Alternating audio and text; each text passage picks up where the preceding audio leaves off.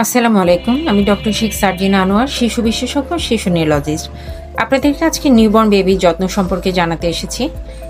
প্রথম বাচ্চার golden 1 hour, জন্মের পরে যে 1 ঘন্টা থাকে সেটা হচ্ছে গোল্ডেন 1 আওয়ার। এই সময় বাচ্চাকে প্রপার টেম্পারেচার মেনটেন করতে হবে।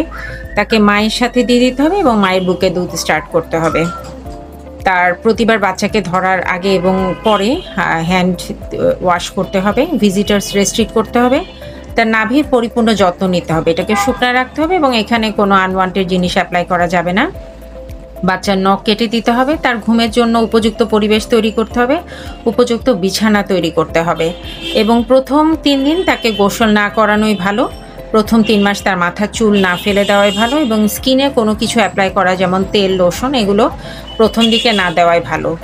আর মা যেহেতু বুকের দুধ খাওয়াবে, মাকে কম মসলার, কম তেলে যে খাবারটা বাচ্চার জন্য সহজে পরিপাকযোগ্য হবে সেটা খাওয়াতে হবে। প্রপার পজিশনে বাচ্চাকে ব্রেস্ট ফিডিং মেনটেন করতে হবে এবং প্রতিবার খাওয়ার পূর্বে তার ঢেকুর তুলতে হবে যাতে তার পেটে গ্যাস না জমে। আর আমাদের খেয়াল করতে হবে যে প্রথম 24 ঘন্টার মধ্যে সে মলত্যাগ করলো কিনা এবং প্রথম 48 ঘন্টার মধ্যে সে ইউরিন পাস করলো কিনা। তো এটা যদি সে করে তাহলে তার আর আদার অ্যাক্টিভিটিস, তার নড়াচড়া, তার খাওয়া সবকিছু যদি ঠিক থাকে তাহলে আমরা বুঝবো যে বাচ্চাটা সুস্থ আছে।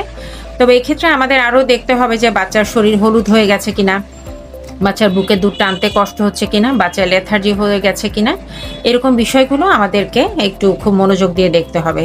এবং প্রথম 2 সপ্তাহের মধ্যে অবশ্যই একজন পেডিয়াট্রিশিয়ানের কাছ থেকে তাকে ফলো আপ করে নিতে হবে। তো এই বিষয়গুলো মাথায় রেখে আমরা একটা নিউবর্ন বেবির যত্ন নিব। তো ধন্যবাদ সবাই, ভালো থাকবেন এবং পরবর্তী ভিডিও দেখবেন।